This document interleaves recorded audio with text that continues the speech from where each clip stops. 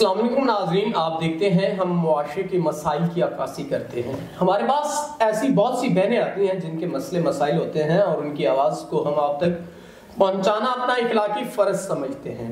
تو آئیے آج اس بہن سے تمام تر حقائق جاننے کی کوشش کرتے ہیں جن حالات کی وجہ سے یہ میڈیا پہ آئی۔ السلام علیکم۔ وعلیکم السلام۔ اچھا بہن، مجھے بتائیے کیا زندگی کے مسئلے مسائل، کیا دشواریاں ہیں جن کی وجہ سے آپ پریشان ہیں؟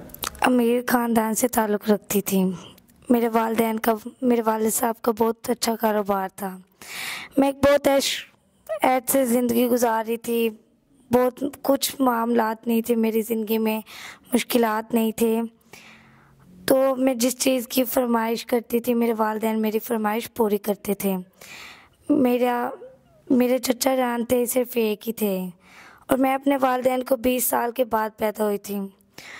تو وہ کہتے تھے کہ ساری پراپرٹی اس کے نام لگ جائے گی، اس لیے انہوں نے مجھے مارنے کی کوشش کی، لیکن میرے والدین نے مجھے بچانے کی کوشش کی، اس لیے انہوں نے میرے والدین کا قتل کر دیا۔ اس کے بعد میں گھر سے بھاگ آئی اور انہوں نے میرے والد کے کاروبار پہ بھی قبضہ کر لیا اور گھر بھی اپنے نام کروا لیا۔ تو میں اپنے پاپا کے پیسے کچھ تھے میرے پاس جن سے میں گزارا کر رہی تھی، تو اب میرے پاس کوئی چارہ نہیں ہے، کوئی سہارا بھی نہیں ہے کہ میں کسی کے پاس جا سکوں۔ تو اب آپ کیا چاہتی ہیں؟ اگر کوئی ایسا سنسیئر پرسن جو آپ کے معاملات زندگی کو سہارا دے سکے، آپ کو سپورٹ کر سکے، کہ آپ سے نکاح کر سکے، تو آپ نکاح کی خواہش رکھتی ہیں؟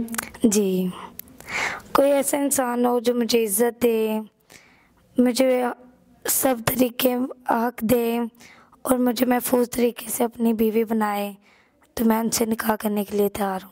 ناظرین، اگر کوئی ایسا انسان جو ان کے معاملات زندگی کو بہتر طریقے سے چلا سکتا ہے تو وہ ان سے نکاح کرے۔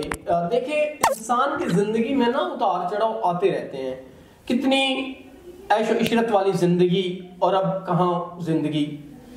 اللہ بہتر کرنے والا ہے، اور اچھے وقت میں بھی اللہ سے اچھی امید رکھیں اور برے وقت میں بھی اللہ سے اچھی امید رکھیں۔ تو امید کرتا ہوں کوئی نیک انسان ان سے نکاح کرے گا تاکہ ان کے تمام تر مسائل حل ہو سکیں۔ بہن، یہ ویڈیو آپ کی مرضی سے بنائی جا رہی ہے؟ جی، امید کرتے ہیں کہ کوئی نیک انسان ان سے نکاح کرے گا۔ تو اسی کے ساتھ اپنے میزبان نواب احمد کو دیں اجازت۔ خدا حافظ۔